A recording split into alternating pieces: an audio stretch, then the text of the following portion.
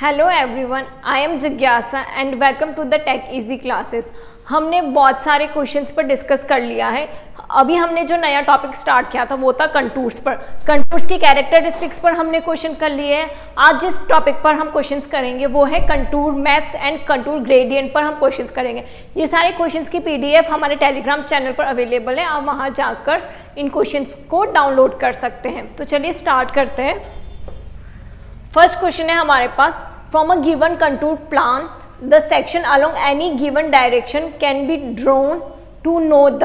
अभी कोई पर्टिकुलर हमें कंटूर प्लान बनाना है तो जो वो जनरल डायरेक्शन होती है वो हमें क्या बताती है?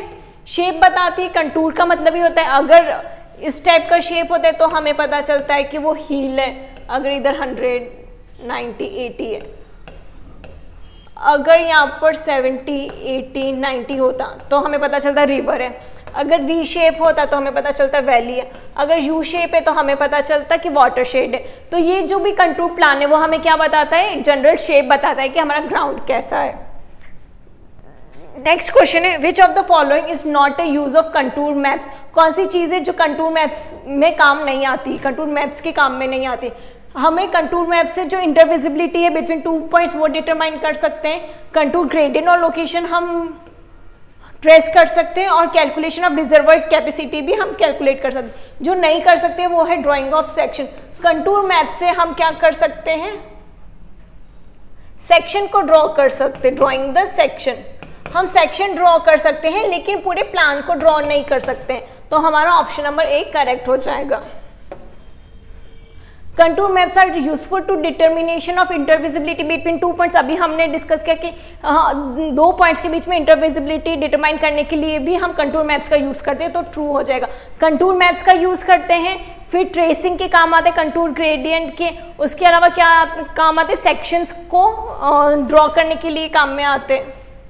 इस contour map is useful to determining the tracing of contour gradients and the location of route. ये भी हमने अभी डिटरमाइन किया था। अभी हम लोगों ने सेकंड क्वेश्चन में ही ये पढ़ा था कि कंटूर मैप से हम सेक्शन ड्रॉ कर सकते हैं, हम जो एलिवेशंस है वो हम डिटरमाइन कर सकते हैं, इंटरविजिबिलिटी जो है 2 पॉइंट्स के बीच में वो डिटरमाइन कर सकते हैं, और जो ट्रेसिंग होता है कंटूर ग्रेडियंट का वो चीज़ें हम कर सकते हैं।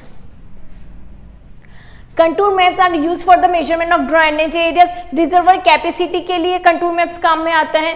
फिर हमारे ड्रेनेज एरिया को कैलकुलेट करने के लिए हमारे कंटूर मैप्स काम आते हैं। अगर हमें ड्रेनेज नेटवर्क बनाना हो, वाटर शेड बनाना हो, उसके लिए भी हमारे कंटूर मैप्स काम में आते हैं। तो ऑप्शन नंबर A क्या हो जाएगा? ट्रू हो जाएगा। Contour maps are use to calculate the reservoir capacity. अभी डिस्कस किया था, क्या हो जाएगा? ट्रू हो जाएगा ये। The line that marks the limits of the drainage area should often follow the ridges। मतलब जब भी हमें ड्रेनेज एरिया निकालना होता है ना, तब हमारे लिए वाटर शेड की लाइन होना ज़रूरी है। ड्रेनेज के लिए हमारे पास वाटर शेड होना बहुत ज़रूरी है। ठीक है, वाटर शेड मतलब क्या होता है? हमारा पानी का फ्लो ऑफ वाटर वो हमें बताता है। हमेशा पानी क्या होता है? हाई एलिवेशन से लो एलिवेशन में जाएगा, हाई टू लो। हमेशा हाई हाइट से किस साइड जाएगा? लो की साइड में जाएगा। तो वो वाटर शेड से ही हम ड्रेनेज नेटवर्क पता कर सकते हैं, और वाटर शेड का ही दूसरा नाम क्या है? रिज लाइन है। तो हमारा ऑप्शन नंबर A क्या हो जाएगा? ट्रू हो जाएगा।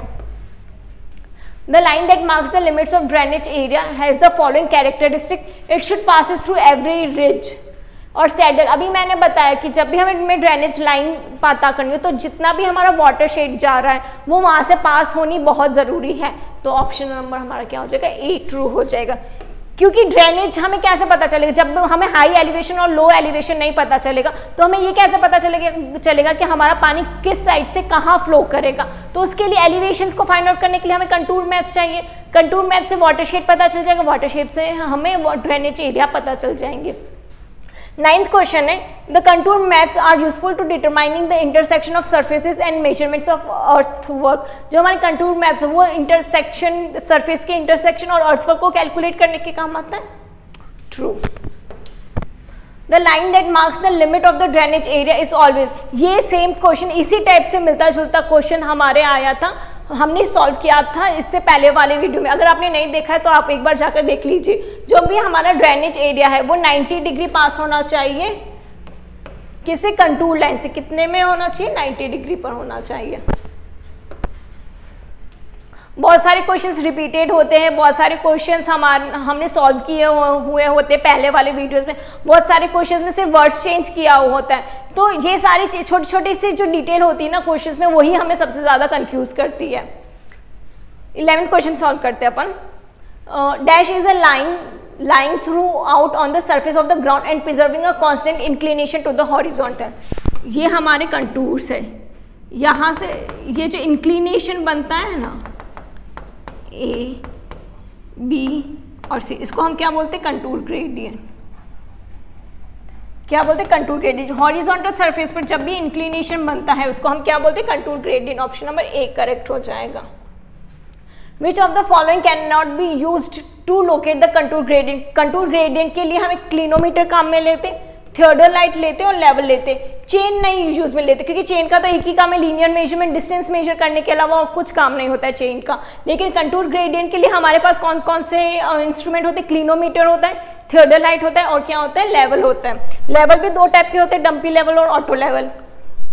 13th क्वेश्चन है, if a level is used to locate the contour gradient, it is not necessary to set the level on the contour gradient. अगर हमें लेवल दे रखा है, अगर हम लेवल को यूज कर रहे हैं कंटूर ग्रेडियंट को, तो जरूरी नहीं कि हमें फिर से लेवल को यूज करना पड़े। तो क्या हो जाएगा हमारा option number A true. If the inclination of contour gradient is given, its direction from a point may be easily located either on the map or on the ground। ये भी क्या हो जाएगा? ट्रू हो जाएगा। To locate the contour gradient, the level is set at a commanding position and reading on the staff at the second point is taken। नहीं, जब भी हमें कंटूर ग्रेडियंट को निकालना होता है तब हमें क्या करना पड़ता है? जो भी स्टाफ की रीडिंग है और जो भी हमारी कमांडिंग पोजीशन है, वो उसके जो हमें रीडिंग्स लेनी होगी वो हमेशा क्या लेनी होगी? फर्स्ट पॉइंट से लेनी होगी। कौन से पॉइंट से लेनी होगी? फर्स्ट पॉइंट से लेनी होगी। तो हमारा ऑप्शन नंबर B फॉल्स हो जाएगा। 16th question, from a single instrument station several points at a given gradient can be located। हाँ, एक सिंगल इंस्ट्रूमेंट से हम बहुत सारे पॉइंट्स जो है कंटूर ग्रेडियंट के वो लोकेट कर सकते हैं। तो ऑप्शन नंबर A ट्रू हो जाएगा।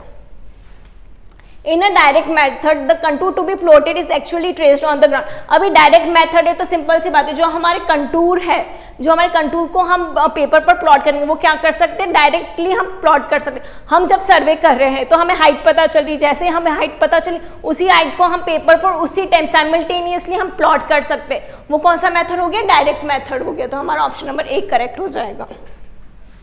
In indirect method, each contour is located by determining the position of a series of points through which the contour passes। अभी इनडायरेक्ट, वो तो डायरेक्ट मेथड था कि हमने सीधा एलिवेशंस के पॉइंट्स मेजर किए और पेपर पर ड्रॉ कर दिया। इनडायरेक्ट मेथड में क्या होता है? जो पॉइंट एक कंटूर से पास हो रहे तो वो लाइन को हमें बहुत सारे पॉइंट्स लेने होते हैं, हमें बहुत सारे पॉइंट्स लेने होंगे जहां से वो कंटूर पास हो रहा है। तो ऑप्शन नंबर A ट्रू हो जाएगा।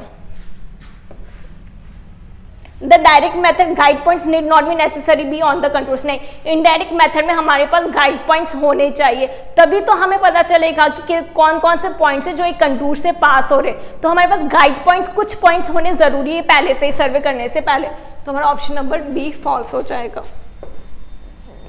The indirect method serve as a basis for the interpolation of contours. अभी इंटरपोलेशन का मतलब क्या होता है? सपोज हमें 100 दे रखा है 0.1 और 0.3 दे रखा है, हमें इसका एलिवेशन पता है 100, इसका एलिवेशन हमें पता है 80, बीच वाले का एलिवेशन हमें नहीं पता, हमारे पास कोई डाटा नहीं। तो इस प्रोसेस को जब सॉल्व करते हैं तो उस प्रोसेस को हम क्या बोलते हैं? इंटरपोलेशन बोलते हैं।